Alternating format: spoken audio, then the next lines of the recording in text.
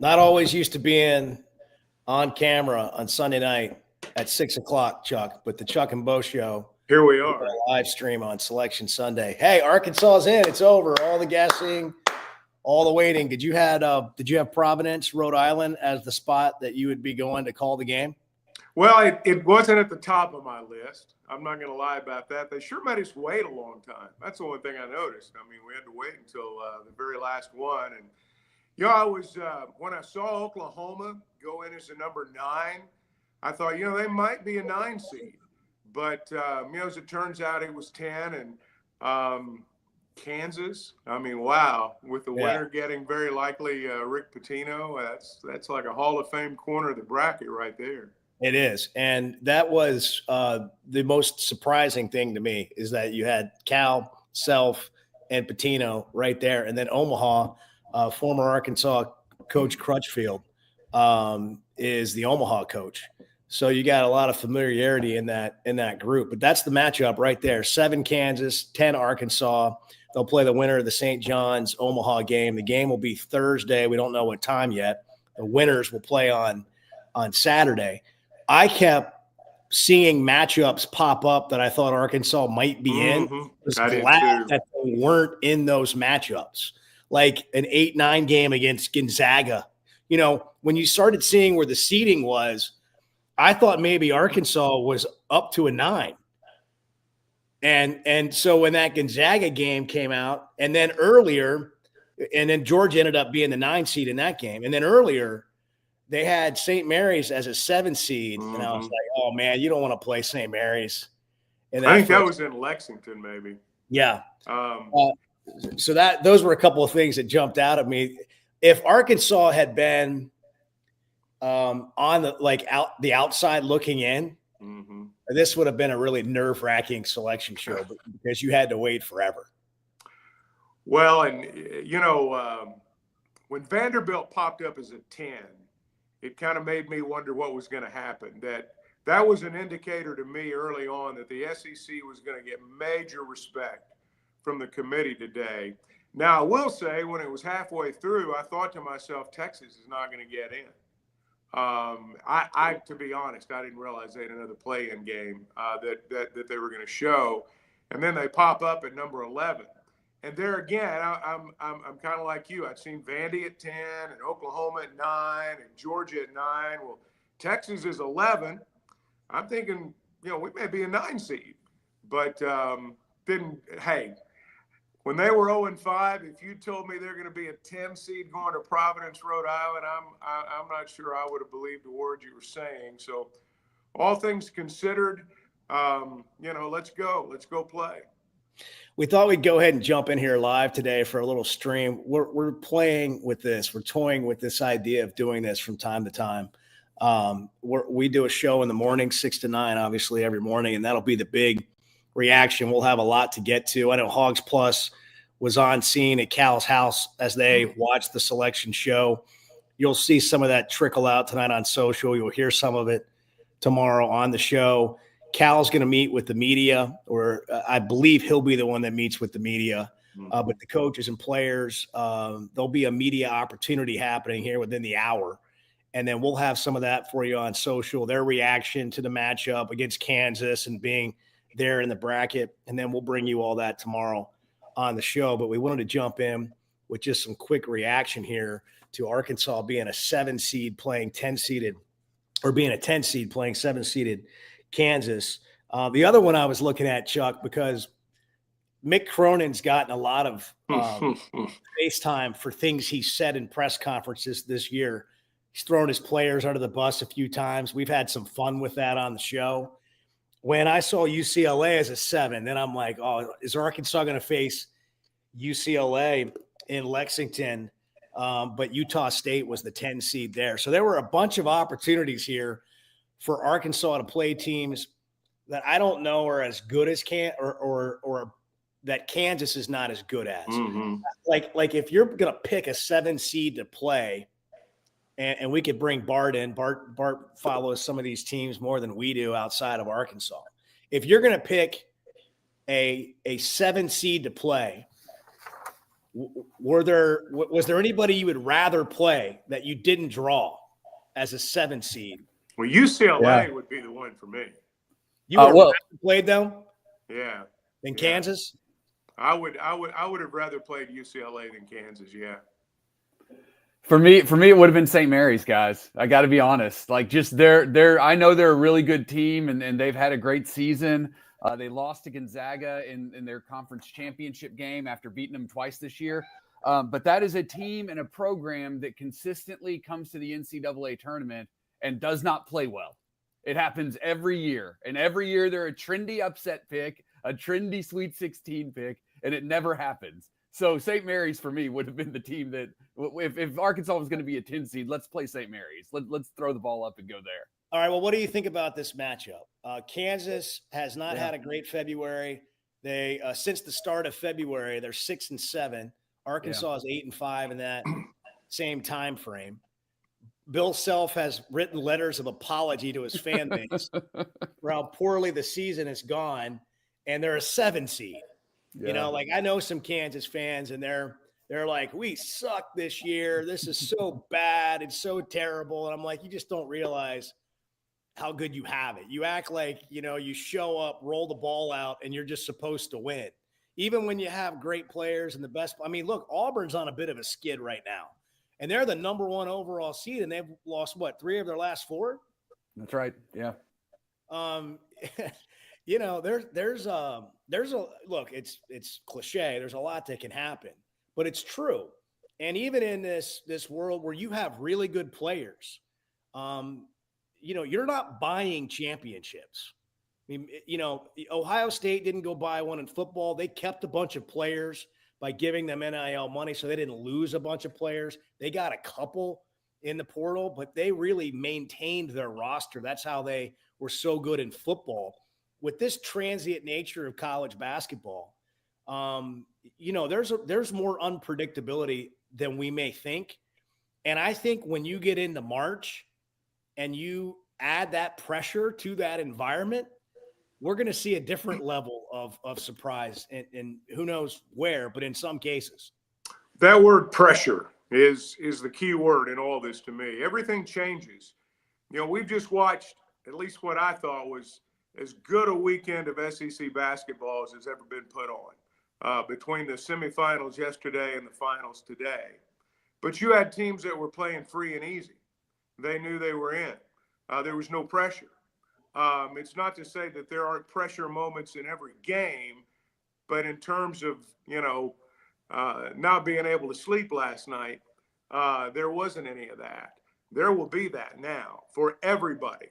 From the top seed all the way down, because it is literally a 1-game season.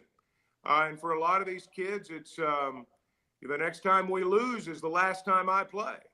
So everything, you know, everything's magnified now, and who can handle that? You know, now you've got to be good, but you know, who can handle that among the really good teams? That's the one that usually wins it. Kansas is still really good. Sure. You know, they didn't have Hunter Dickinson, and Arkansas didn't have Adu. And until maybe a month ago or 3 weeks ago, you would have said as a Razorback fan, I don't even know what Adu really brings to Arkansas because he just hasn't been the player that you thought was missing in that game. But in the last 3 weeks, this guy's been a huge difference for Arkansas. Now we have the Boogie Fland situation. So we haven't addressed Boogie Fland in this live stream yet. Boogie Fland played in that Kansas game. Wagner played in that Kansas game. Bill Self said after the game, those are two of the best, or maybe the two best guards we'll face all year. And we all remember that moment of like, man, you've really got something here with this roster. A lot of things happened after that, but we come all the way to the end of the season, and you're bookending the season with your opener exhibition game against Kansas, your opener in the NCAA tournament against Kansas. This one counts. What do we think, Chuck, about Boogie Fland? I've been told that Boogie's been practicing quite a bit, not with the team necessarily, but on his own, getting up shots. It's not like he hasn't had a ball in his hand or doing anything. John Rothstein tweeted this earlier today, that Boogie went through a full practice with the team today and seemed great. But he hasn't played, since mid-January. What do we expect from Boogie Fland when they play Kansas Thursday in Providence? Well, that's the big question. And I would expect that we would see a very aggressive Boogie Fland. Now, how much he's going to play, I don't know. That's going to be the interesting thing this week. And because they play on Thursday, it's going to be a short week now, travel on Tuesday. So, how you implement Boogie into your game plan. Arkansas's guards are really good. I mean, that's the thing that I noticed all weekend watching some of the other conferences. The quickness of SEC guards is just incomparable in college basketball right now. And, Boogie only adds to that. But, how they utilize him, that remains to be seen. But you're right in that it's not as though he's going to be, today picked up a basketball for the first time. We had him on Cal's last radio show. That's been a couple of weeks, I think, almost anyway, 10 days, 11. And, he had free movement. I mean, the splint and everything was off. And he said then that, he was beginning to take some shots. So, he's had a basketball in his hand, I think, for the better part of 2 weeks now. So what do we think that looks like? Bart, what do you think? Yeah. Boogie, we've listened to everybody talk about Boogie being out and how the team kind of came together after that, which is a whole other topic of, if you've been around sports, I mean, guys coming together with a guy getting hurt doesn't mean you're not going to be as good if the guy's in there. This whole team was figuring each other out at one point that I think would have gotten figured out with Boogie in the lineup. So what do you do now if he's back and available? Which appears he is. Yeah, I think, the thing that's different now as opposed to early in SEC play is that everybody knows their roles on this team. Everybody knows what it is they do, who's getting the ball in what situations. And Boogie coming back only helps that. And what I mean is that helps he's going to help facilitate the offense. He's going to help it, stop it from getting stagnant. We see these periods of time where the Razorbacks just, they can't seem to throw the ball in the ocean. They can't get good looks. I think here's the thing to keep in mind. A healthy Boogie hasn't played with a healthy Jonas Aidoo all year. And I think that's a game changer. I just think great point. The pick and roll opportunities that are there, the distribution of the basketball, getting it into Aidoo in good position in the post. I think the offense is really going to come to life a little bit more with Boogie back out there, and with Jonas Aidoo playing well and healthy, and Trevin Brazile playing well too. You've got guys for Arkansas who are right now playing their best ball of the season, and I mean, you really couldn't ask for a better recipe for success than having that happen and then getting a guy like Boogie Fland back. Boogie, we talked about you talked about, Bart, about the ball movement. He still led the team in assists until the last regular season game. DJ Wagner passed him by one assist in the last regular season game against Mississippi State. So That gives you an idea about. Does this look like a guy you want on your team right now? Yeah, I Think you take could him. use any of that? Yeah, I mean, I'm thinking too, Chuck, about DJ Wagner and all the pressure that's been on him with the ball in his hand, and how much he can impact the game without the ball, like playing off the ball. Like they've given Billy Richmond the point a little bit with DJ in the game just to get him the ball after somebody else brings it up, to get him going downhill and playing off the ball. So you get that pick and roll that Bart's kind of talking about, and you're able to get DJ in there as well. I mean, I think it makes them better for sure. Go ahead, Jack. Well, the only thing I was going to say was, we talked about how they are susceptible to 3, 4, 5-minute droughts. That's been one of the things in conference play that even in the games they've won, sometimes when the other teams come back or they've lost the game, there's been a 3 or 4-minute drought. Boogie's like a stopper on things like that. He stops the drought. You put the ball in his hand, he goes and gets you a bucket, and you need a guy like that. So I'm hopeful maybe that he'll be able to help in that respect. He's a great finisher too, a great driver of the basketball. That opens up the rest of the offense. He can finish through contact. He can get to the foul line and make his free throws. And he can run the transition game really well for the Razorbacks. And that's really important because Kansas, I'll tell you guys, they turn it over a lot. They are one of the worst teams in the country when it comes to handling the basketball. And so when you combine some of the defense, even guys like Brazil and Adu are getting steals. You combine that with what Nelly Davis can do on the perimeter defensively, what DJ can do, certainly what Boogie can do.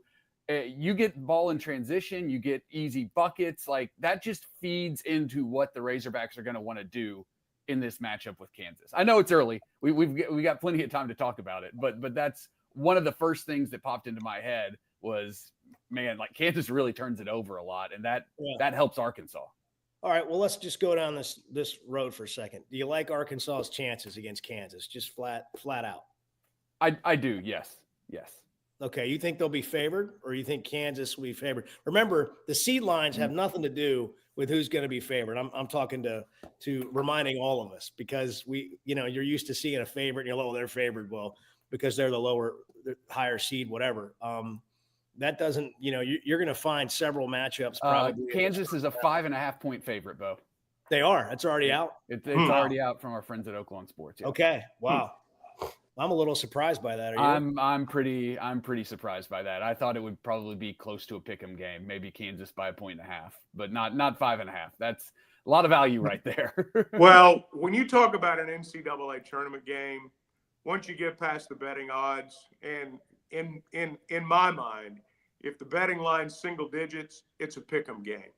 I wouldn't say that during the regular season, but when you get to the NCAA tournament, I've already heard people predicting Yale beat Texas A&M. I mean, I heard, and you guys did too. You heard Seth Davis pick his upsets early on. So I would have thought 2 or 3 at the most. I mean, Kansas is the 7 seed, so I would have expected them to be slightly favored. But I don't think it's a game you look at and you say, man, I'm afraid of those guys. I don't want any part of those guys. Now, they may be saying that, but I don't think Arkansas looks at it that way. And then when you look beyond, I watched St. John's play Creighton a good bit over the good bit of that game last night. Very competitive game.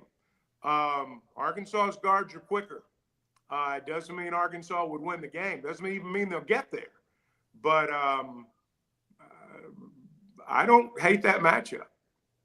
No, it'd be a low-scoring game. I can tell you that. It might be, but I don't think that's a terrible matchup either. No, it's really just for fun. Keep going on the bracket. I don't have the bracket. Okay. In front of me. So if Arkansas were to just somehow, beat Kansas and then beat St. John's, let's just say for fun, where are we going after that? Yeah, well, I mean, you're going to San Francisco again.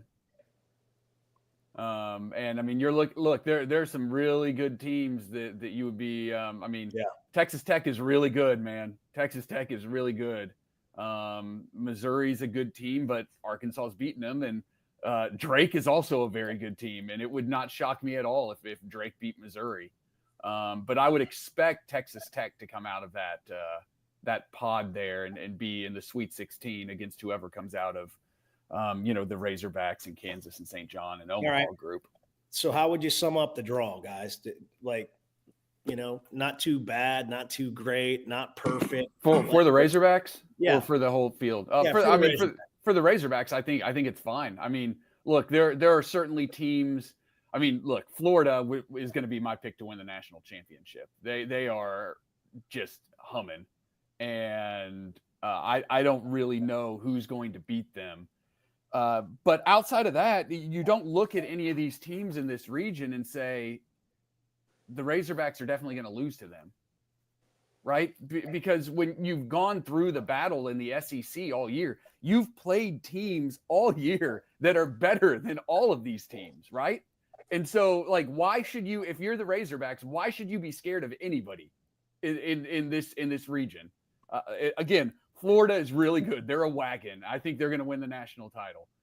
But outside of that, man, like, take your pick and roll the ball out there and see what happens. And Arkansas can beat any of them.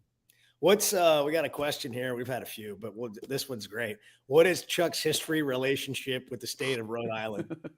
Played Providence. We played Providence up there when Mike Anderson was the coach. It was an NIT game. I don't recall the year, but I've been there once. I remember it was really cold, and I stayed in the hotel because it was so cold. Yeah. It says it's going to be in the 50s while we're there, so that's doable. That was 2019, Chuck. 2019. All right. Yeah. Mason Jones had 18 points to lead the Razorbacks. Did we win? I don't remember. Yeah, 84-72 win. Okay. All right. Yeah, so there you go. That's my history in Rhode Island. I just want to see like the Mafia contingent with Cal and Patino. Oh, gosh. Hey, that is who's fighting for the reservation at what restaurant and who's got more pull? That is going to be a star-studded area there. I didn't notice who some of the other teams were. There's going to be four more besides one's in our pod, but Will Wade's going to be there. Hey, there you go. Will Wade's hey, that guy. That's another star. That's another star coach. I mean, people have him as the next guy back into major college basketball doing big things. NC State has had apparently multiple conversations with him. That's a lively location. So you've got it really is. And Clemson plays McNeese and Purdue plays High Point. Those are the other games in progress. High Point is another Seth Davis called upset. Yeah, I saw that. Yeah, we'll Purdue. see. They were clearly the most excited today. When they showed the reactions, they were clearly the most excited. And then Chris Crutchfield, right, is going to be he'll be there with Omaha. The Razorback assistant under Muss is the Omaha coach. Okay, let's just go big picture for a second. Well, recapping, Arkansas is the 10th seed, playing Kansas, the 7th seed, in Providence, Rhode Island. Rick Pitino's St. John's team will play Chris Crutchfield's Omaha team, and the winner of these two games will play on Saturday. So these games are on Thursday. We don't have times yet. They'll play on Saturday. The winners will play each other on Saturday. Obviously, the loser goes home. All right, Bart.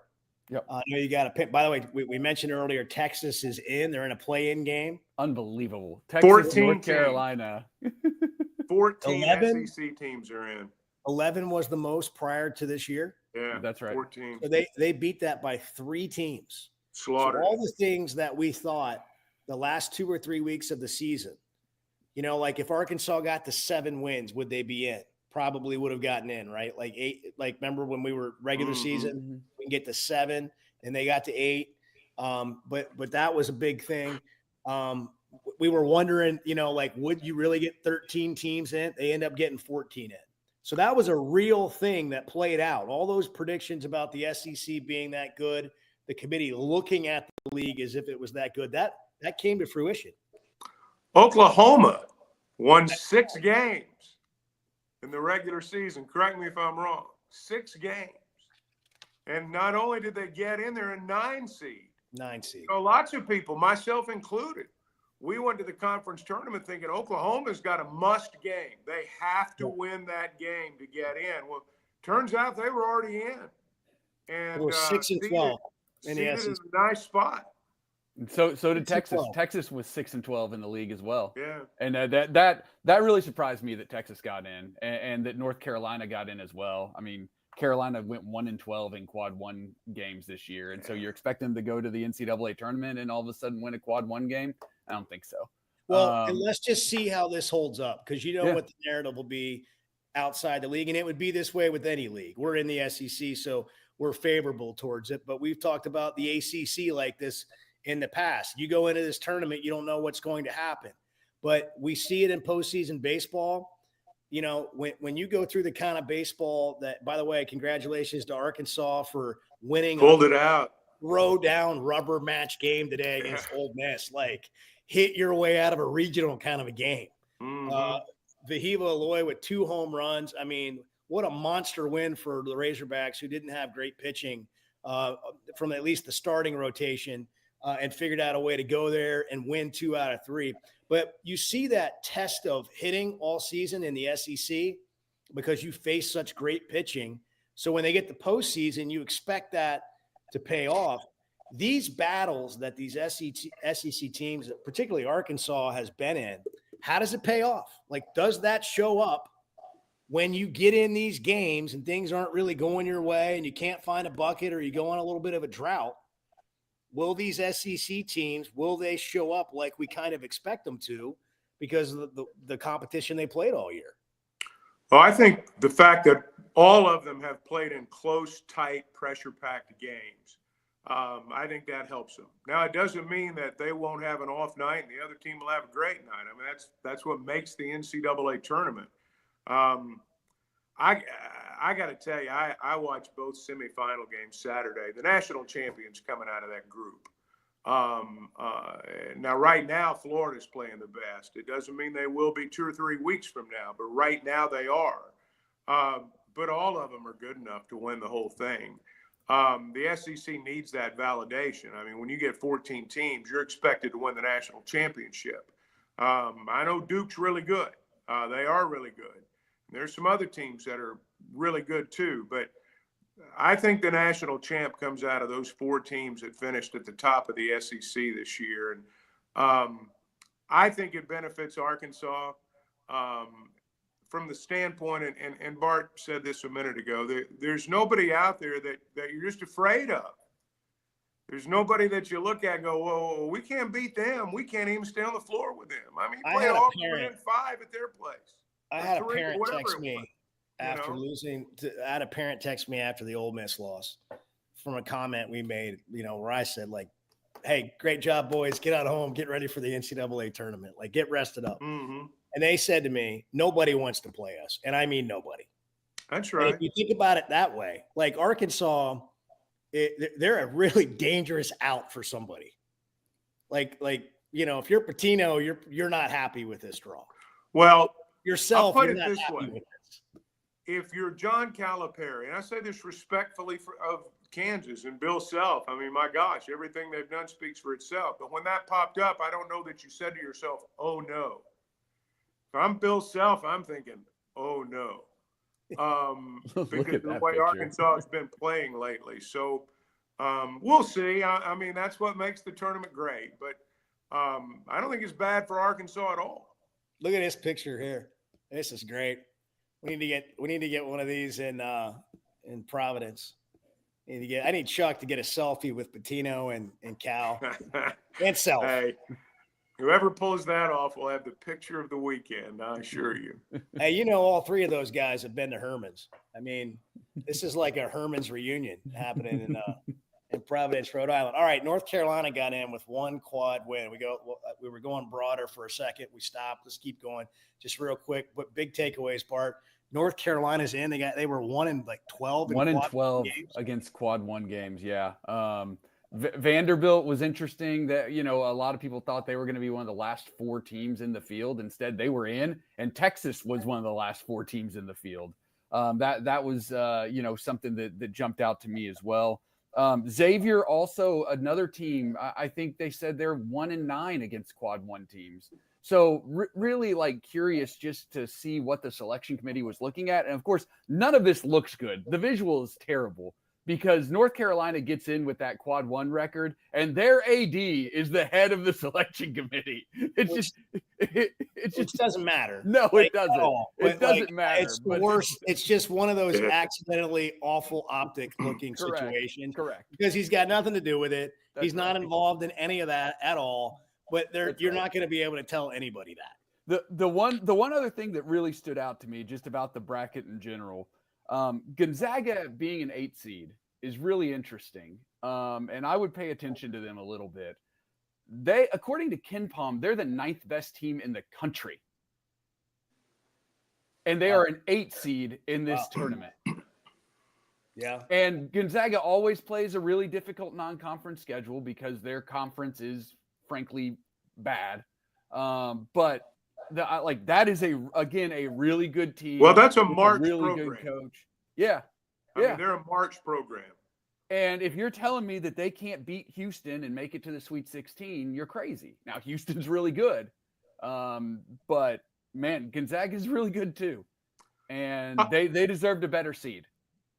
I'll tell you my takeaway today. It reminded me of the old days of watching the NCAA baseball tournament selection show, when there would be SEC teams that would be sweating whether or not they were going to get in. And not only did they get in, their spot was firmly secured. We saw that with Vanderbilt and Oklahoma and Georgia today. And it just reminded me of all those years of watching that selection show when it was just SEC team after SEC team after SEC team. And even though Lenardi and all the guys out there had the SEC getting 13 or 14 in, 2 or 3 weeks ago, my gut still told me it'll probably be 12. It'll probably be 12. But I actually think the selection committee gave more respect to the conference than perhaps was anticipated. And I think that's evident in the seedings of some of the teams that we talked about. When you look away from Arkansas, it wasn't the lack of quad one wins that cost Arkansas a 9 or an 8 seed. It was a quad 2 losses. That's at least based on my knowledge of the bracket, that would be what I would say. But I thought the SEC got major love today from the committee. I don't know how it could have turned out any better if you're Greg Sankey. Well, it was earned. I mean, we saw it, and you just don't know if it's ever going to really play out the way that you think it should, and that the way everybody agrees that it should. But what a tough time. Yeah, there's Mike from Goshen, SEC National Championship Invitational Basketball Tournament. Well, let's not get carried away yet, but it's yeah, we'll see how it all plays out. But this will sound to some, if you want it to, like a Cal excuse, because I've heard people who have said things like, well, we didn't hire this guy to be 2 games under 500 in the SEC and a 10 seed in the NCAA tournament. And we've said repeatedly on our show, like, we think this will be the worst year he probably has here.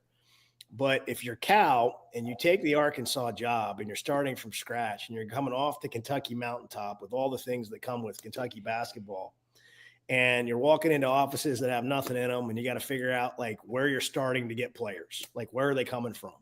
And so he gets 3 from Kentucky and gets some, signees and some transfer guys, and here we go. And then you start with all the injuries and blah, blah, blah. What an awful first year to have to walk into this meat grinder of the SEC. What just a perfect storm of adversity, injuries, first year, and then the toughest league that this or anybody's ever seen, at least in modern basketball. And then to end up a 10 seed and to feel pretty good, like going into your first round game, if that's as bad as it gets, I think as a Razorback fan, you can live with that. Well, I just think today's been a good day from the standpoint of if you're a 10 seed, beggars can't be choosers there, so to speak. You go where they send you. You can end up in a bad matchup. I think all things considered today, I don't know how a 10 seed could have done any better. I guarantee you there's not a 10 seed out there playing any better than Arkansas right now. And so from that standpoint, I think today was a good day. And it was fun. And again, I'll go back to what I said right at the beginning. If you told me when they were 0-5 that they'd be a 10 seed going to Providence, Rhode Island, I would have said that will absolutely not happen. But here we are. And it's a testament to the players and the coaches just staying in the fight and letting the rest of the league play itself out too. You know, let's go. Everybody's 0-0 right now. It's a one-game season for everyone. So, Bart, who is the biggest gripe? Who has the biggest gripe being left out? Indiana, they get left out? Yeah, I mean, Indiana would certainly have an argument. I mean, certainly to be in over a team like a Xavier, or Texas, Boise State as well. Boise State's a really good basketball team, and them not getting in is I mean, that's kind of an injustice because I think that they would beat Texas or Xavier or North Carolina. So you know, I don't know why the committee makes these choices that they do. I feel like the past several years, it's come down to basically the committee just taking Power 5 conference teams and throwing them in there. And instead of looking, you know, a little casting a little wider net. And I think that's bad for the tournament and bad for the sport. But, you know, we'll see what happens when they throw the ball up and see what these teams can do. You know, usually a team that plays in the first four wins a game in the round of 64 and makes it to the second round. And you know, just looking at that, I don't know that that's going to happen this year because I don't think those teams are very good. But I San think Diego Texas State is is good one enough to watch for. I think Texas is good enough to do that because of Trey Johnson. The NCAA tournament's about stars now. It's about guys that just burst onto the national scene. And I could see Trey Johnson carrying them for a couple of games. I don't think that, you know, when you compare Texas's resume to some of the others, it looks as good. But they don't have a player like Trey Johnson. And in a one-game season, that guys like that can win the game for you. Here's some really good important stats, including March 20th is Ronnie Brewer's birthday. Okay. Happy birthday. Hog Stats. Early. Hogstats.com, which, by the way, congrats to them. They've built a great brand for themselves, just doing stats for awesome. interested Razorback fans. It had been happening for a decade or so, and now we all just trust it as a resource. Arkansas is 0-1 as a 10 seed against 7 seeds, 2-2, and Rhode Island 3-1, and against Kansas 6-8. That probably does not include the exhibition game to begin the season. But this is going to be fun. This is great. I love that we're playing on Thursday. I love Arkansas playing on Thursday, and we get to talk about it on Thursday, get to talk about it on Friday right after the game. Where are we going to be? Where are we going to be on Friday? What kind of conversation are we going to be having on Friday? How many will Boogie have had? How's the game go? Is it another heart attack, you know, the whole game? Does Arkansas come from behind? Do they have a huge lead and hang on for dear life? I mean, man, we've been through it like game after game. There's been so many things that just like it's a roller coaster. But I'll say there's not much this team, if anything, that they haven't seen. And we also have said, and I believe this from the beginning, Chuck, about this team. This team loves the big stage. They love the big stage. When they go play at Madison Square Garden, you expect a great performance. When Kansas was in for the exhibition game, I expected a great performance. I get a little concerned about this team when the stage isn't quite big enough or they don't realize how big it is. But there'll be no questioning whether this is a big stage Thursday, whenever they tip it off. Well, I mean, again, you've got 2 Hall of Famers and 1 likely waiting. So that's about as big as it gets. This team's been tested. There's not a situation they're going to go through that they've not gone through this year. I think the fact that they've played Kansas kind of helps when you consider like somebody like Richmond or Boogie coming back, who's not played in the tournament before, but all these guys have played in big games, and so I think they're tested and I think they're ready, and so I would not anticipate any residual effects from what's happened. Here's the thing: you're starting over. Everything you've gone through has prepared you for this moment, but you are starting over, and you cannot base your opinion on what's going to happen Thursday necessarily on what happened in Nashville. But I do think this team's playing well, and they've got a lot of confidence right now. And if Boogie can, if they can implement him and do some of the things they want to do there, I like their chances against Kansas. Bart, what else you got for us? Well, what do you want? I mean, I'm ready to go any number of directions. Well, anything that we need to do on the stream, we got 3 hours of save some of it. Save some of it for the week. We haven't talked about Thiero. We don't have any indication that Thiero will be back. And I'd be surprised at this point if he plays. But Cal said he was doubtful. Yeah. So I would assume that's right. Kind of what you've heard all along is that Boogie was closer to being back than Adu, but we'll just see. We got to bring Edward in here. He's been pushing all the buttons, but Edward, he made this all happen. There we go. Edward made it all happen. We should have had you in here earlier. Edward. Hey, Edward. No reason for that. I've got one thought before we end. In the South region, if New Mexico and Michigan State meet in the round of 32, Bart might implode. That's my only thought on the bracket. Those are his two favorite teams. Michigan State. Yep, and New Mexico, the Lobos. Well, I don't know what Bart's gonna do. I just like Michigan State because they've until the semifinals of the Big Ten tournament, they had covered like 9 straight games or something. Exactly. Like that. So we love that. We loved Sparty for that. It's gonna be a gambling implosion if those two meet. I don't know what Bart's gonna do. But do you That's have the any first thing I thought? Over the top, strong opinions on any one thing today, Bart? Any outrage? Doug Schall should not officiate in the NCAA. Anything like that? He was there at the SEC championship game today. One of the best in the business. He's going to be there every time. He was. Look, I would say that, this is going to be a really interesting tournament because I think there's a scenario where the SEC could have the entire Final Four. Wow. Seriously, think about that. Wow. Think about that. Because, Auburn, if they get there, Florida, I obviously think Florida will be there. Alabama's going to have, I think, as good a chance as anybody with their path forward. They've got a pretty easy path in my mind to the Elite Eight at least. And then, can Tennessee can Rick Barnes finally get the Vols to the Final Four?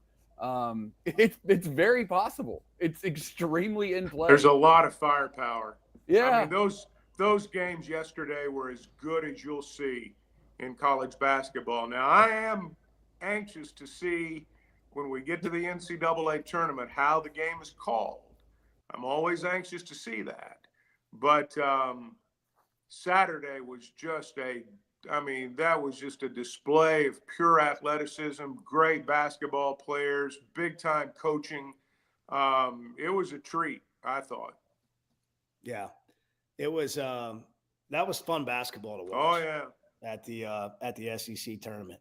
Well, it must be time for us to wrap up because the sun is setting right on my. I noticed that. Here, and it looks like the inside of Cowboys Stadium. Your torso looks like right. CD Lamb. Yeah. Not an issue here. Yeah, every time Arkansas plays down there, that's what it looks like. All right, so the Hogs are a 10 playing 7-seeded Kansas. The winner gets the winner of the St. John's Omaha game. St. John's is a 2, Omaha is a 15. It's happening in Providence, Rhode Island on Thursday. We'll have tip-off times when? Later tonight? Later tonight. Yep. Don't have them yet. Arkansas is talking to the media here any minute. We'll have some reaction from the players and coaches that we'll share on our social media accounts and again on the show tomorrow. It's going to be a fun week.